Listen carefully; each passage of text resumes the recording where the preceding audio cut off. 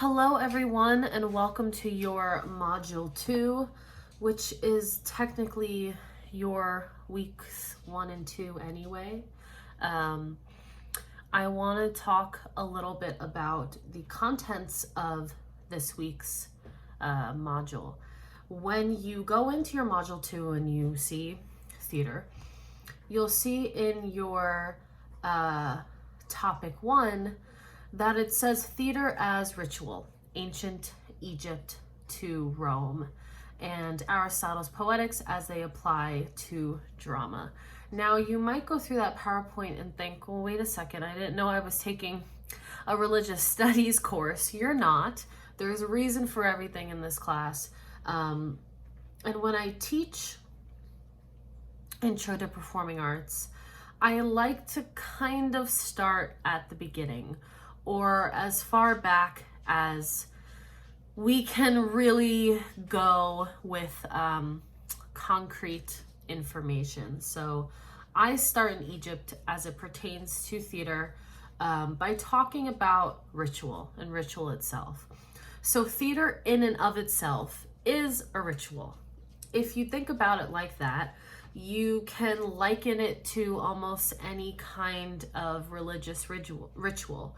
Or you can think a little differently and say, well, it's an event, or maybe it's a tradition. Maybe you have a family tradition around the holidays and you do either the same thing or something similar every single year. That's what a ritual is, really, or a tradition. So if you think about ritual in terms of theater, you think, well, say you're doing a Broadway run and you have 6 shows a week and excuse me, and you get up every single night and the lights come up and the sound comes up and you're wearing a costume, you've painted your face with stage makeup, maybe you have a wig, maybe you have some other kind of adornment that you put on your head, and you say the same words and you do the same actions and you get the same result every single time. Now, of course, with theater, you get a little bit of a different result each and every time because it is a live experience and anything can happen, but the general idea is there. So I'm gonna go through the PowerPoint that is in your module, and I'm just gonna talk about it a little bit so you can follow along, or you can use it as a reference, or you can simply listen and watch this video and you'll be just fine as well. So, performing arts, an ancient art form. So again, we're talking about the first theater practices, and you'll see that I have an image in this second slide under first theater practices. And I use this one because there's a kind of dancing happening, a kind of movement. There's music and dance taking place in this image. So the Passion Plays for Osiris. So I happen to have a degree in religious studies. So that's why some of this stuff is very important to me, because I did that degree for a number of reasons, but one of them being because I saw the performative and theatrical value in mythology, in religion, in folklore. It's all there to tell a story of some kind. So if you're not familiar with the story of Isis and Osiris, it's definitely one that you can look up, you might enjoy, I don't know. So these passion plays, which are not uniquely individual to ancient Egypt or ancient Greece, they carry all the way over up through England, through Italy, into Germany, into the United States, but we're starting where we're starting, right? So these passion plays were the earliest example of ceremony and ritual evolving towards theater, and they came from ancient Egypt. So the Oedipus passion plays, and passion plays were reenactments of religious ritual. They were a yearly ritual performed from the time of the Old Kingdom to about 400 CE. And it depicts the slaying of Osiris by his brother. So his brother slays him, he's resurrected. I'm not going to get so much into the story, but the point is, it was performed every single year, and there were characters who depicted each of the gods and the individuals in the story, and they acted out the ritual, the story of Osiris, and oftentimes it resulted in many real deaths. So the difference between now and ancient times is that we try not to kill each other in the theater. Hey, stuff happens, but we do our very best not to kill each other on purpose in the theater. During these times, it could have been part of the ritual reenactment of the tale, because Osiris actually dies. And so sometimes whoever played Osiris actually died. There were lots of mock battles, processions, and burial ceremonies, and there were lots and lots of blood and gore and guts, which we also have today, but most of it not being real. There's a link here you can follow to learn more about that. So already we have fake battle scenes. We're reenacting battle scenes. We're reenacting these processions. We're going through the street dressed as these characters, as these gods and goddesses, and people all around the town would come out and see this taking place. So you can think of the townspeople as the audience members for this play reenactment. And there were burial ceremonies as well.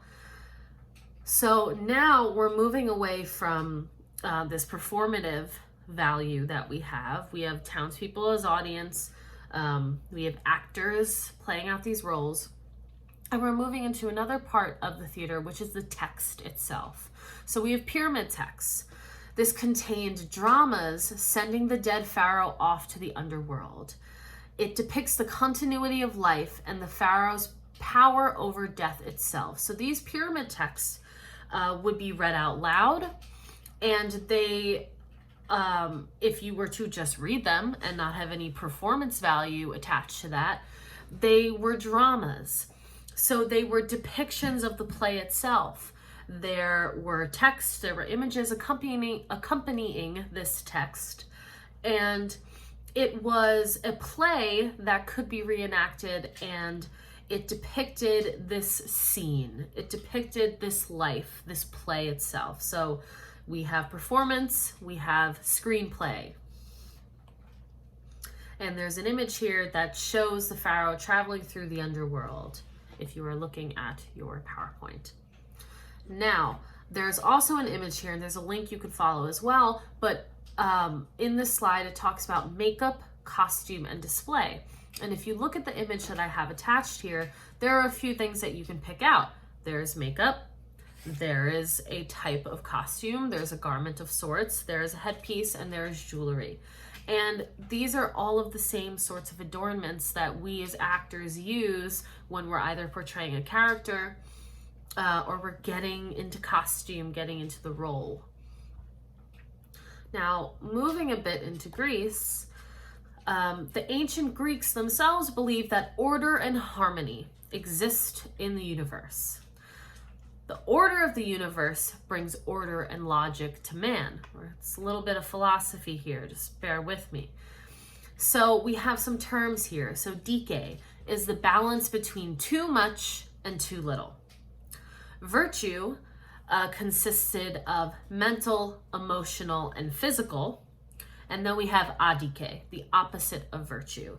So each individual in life, and this will translate over into our plays, is their goal is to achieve dike. So to achieve the balance in life, this perfect balance between too much and too little. No pressure, right? And once one did that, they achieved this virtuous state. So it was this balance between your mental, your emotional, and your physical state. And if you were in adike, or out of balance, opposite of virtue, then you were a bad person, a bad guy.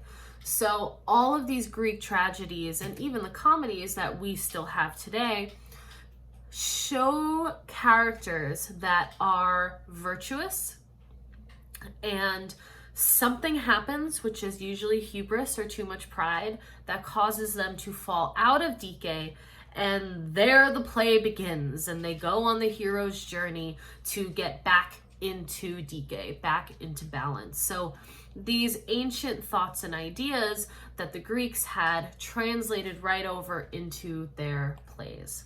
So a question that I often ask the class is, you can be virtuous and still do immoral things. How? So I originally created this PowerPoint for when I met face-to-face with people. Being as this is an online class, that's not going to happen. So I will answer the question for you. You can be virtuous and still do immoral things. How? Well, for example, say you're walking along and out of nowhere, someone tries to kidnap your little sister. So you chase them down, and he's trying to harm your little sister. So you have to hurt this person and potentially kill this person in order to get your sibling back. You committed a crime, you did a bad thing, but you did this bad thing because someone else's life was in danger. You are still a virtuous character. That's the best, probably the easiest example to use to describe that. Maybe you were defending your own life and you end up killing someone. You're still a virtuous character because you are defending yourself. Things like that. Okay. So we have two very famous philosophers of this time period. We have Plato and Aristotle, and they both believe very, very different things in regards to the theater. So Plato was not a fan of the theater because he thought that theater was morally suspect or misleading. So he believed that these big emotions that we have on the stage impeded clear thought, therefore taking us out of Dike. Remember, mental, emotional, physical.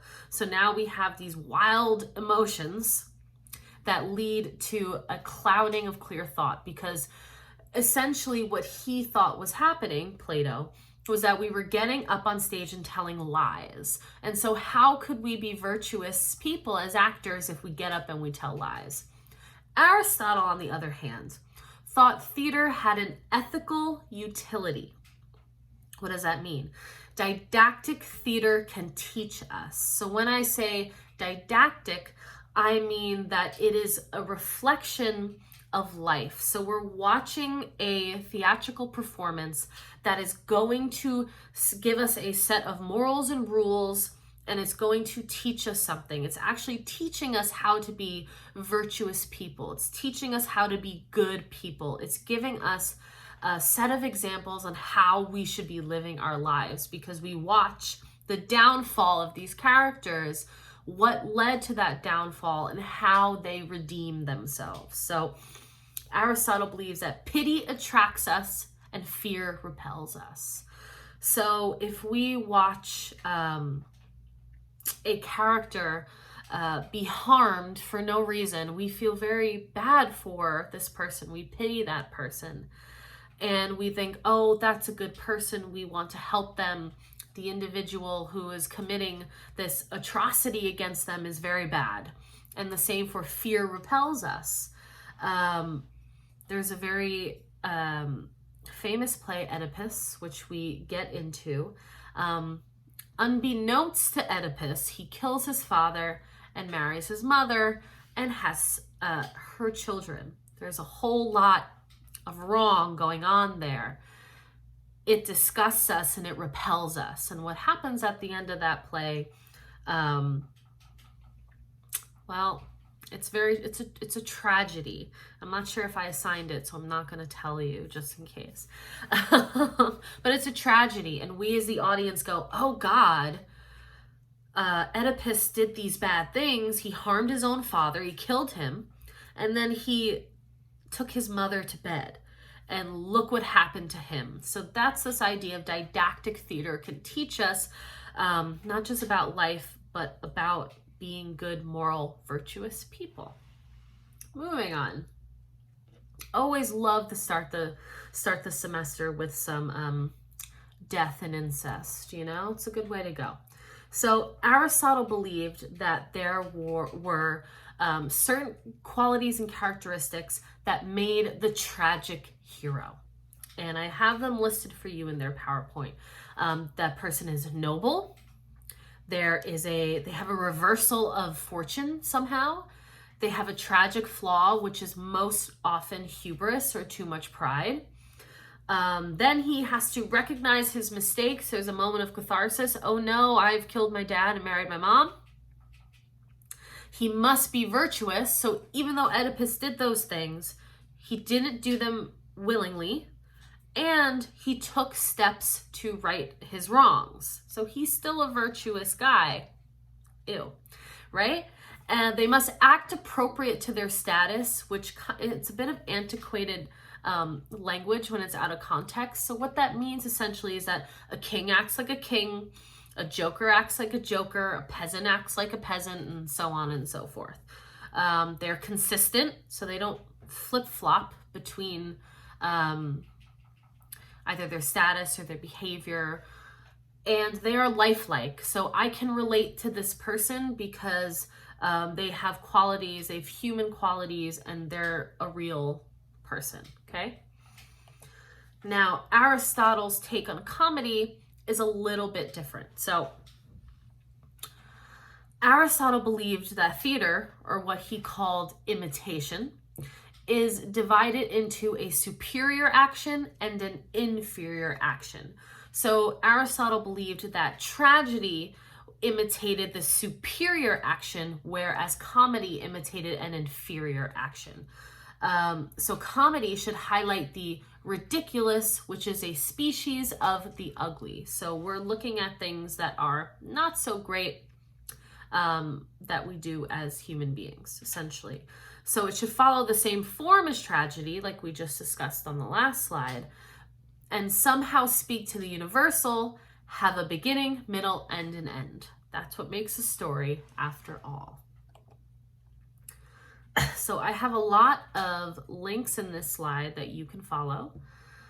But Greek theater began in the 6th century BCE in Athens with the performance of tragedy plays at religious festivals. These, in turn, inspired the genre of Greek comedy plays. The two types of Greek drama would be hugely popular, and performances spread all around the Mediterranean and influenced Roman theater. Thus, the works of such great playwrights as Sophocles and Aristophanes formed the foundation upon which all modern theater is based. What I am not sure it says in this PowerPoint, but it's very important to point out, is that these Greek philosophers who have all these big ideas after whom we base our democracy off of, got all of their ideas from Egypt and other parts of the Mediterranean, Mesopotamia, etc. They would have to study for years at a time in ancient Egypt before they could come back and teach their own schools of thought. So that's important to note. So when we say that this is the basis upon which we don't just base democracy, but also theater practices, we're actually really going back even further and looking more closely at Mesopotamia, Africa, etc. So back to theater in ancient Greece. Some scholars believe that tragedy developed out of performing epic poetry. Others suggest a strong link with the rituals performed in the worship of Dionysus, such as the sacrifice of goats, a ritual song, and the wearing of masks. There were also lots of playwriting competitions. So this is important to note, that just how in ancient Egypt we had these passion plays, we're now linking these rituals performed in the worship of Dionysus, which was a Greek god of essentially theater and wine. Those things go very well together. And what took place in these worships were sacrifice, just like in ancient Egypt, possibility of really killing off your actors, ritual songs, and the wearing of masks. So we have ritual itself, doing something over and over again, music, and costume. And then of course we have playwriting competitions as well.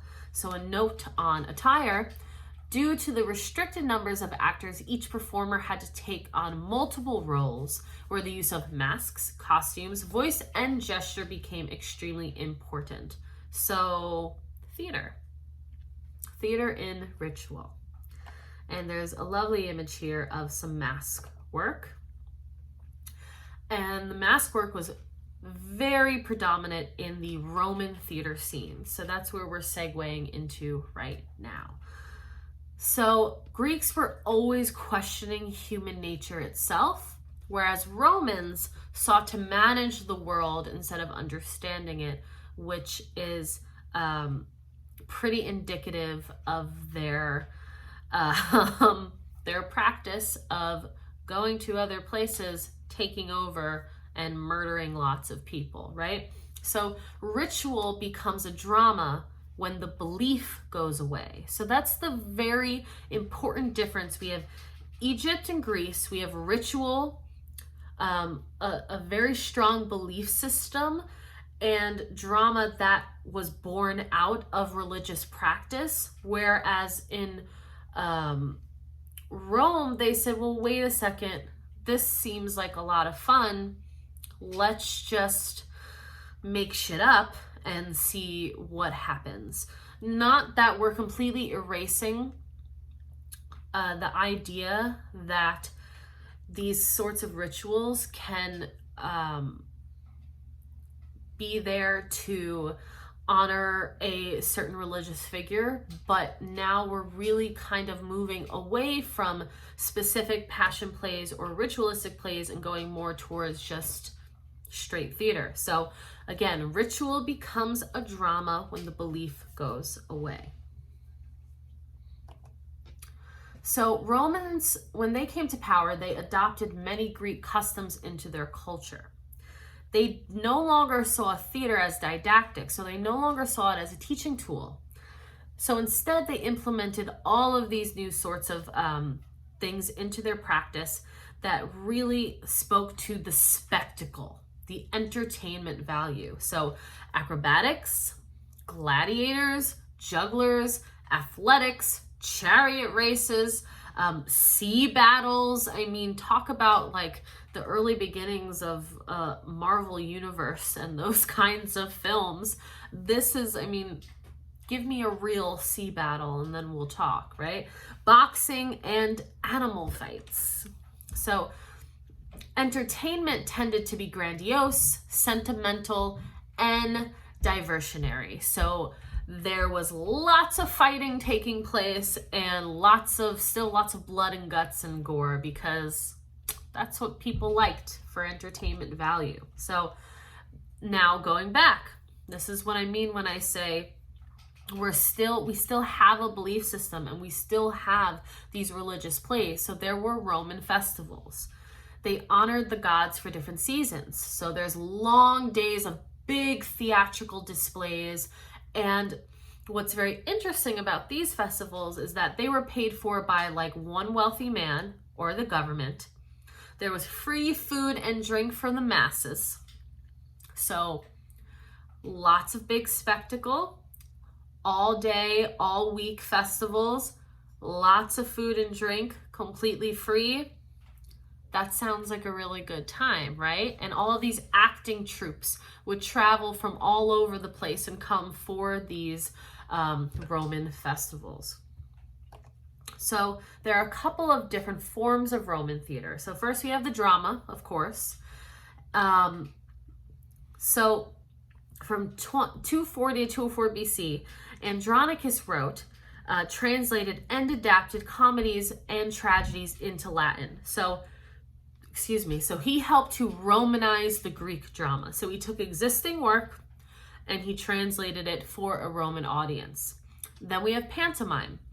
There could be a solo dance with music and a chorus. And there was a lot of masks and the same kind of mythology element and storytelling. Then we have actual miming. So it's interesting to note that none of that other stuff allowed women. And then we get to miming and and now all of a sudden we allow women. There were no masks. And the reason why women were all of a sudden allowed is because there was real sexual violence on stage. Thanks, but no thanks, okay? So these were shorter, lots of spoken dialogue, whereas with drama, there'd be a lot of physical action. And these had a lot of elaborate casts. And then we've got some fun images here. And then there's a slide that asks us, where are we now? And that's something that I want you to think about as you go through this class. So this PowerPoint is meant to be kind of a crash course into where we came from in terms of theater. And now I want you to have those kinds of thoughts with you as we explore and study all different forms of performing arts. It'll be very easy to link it back to some of these earlier practices. And in this topic 1, there are a couple of links that I want you to look at that pertain to this idea of theater as ritual. So make sure you do that, and make sure that you go through everything in your folder and take a look at your end of chapter review questions and your discussion boards. So thank you very much.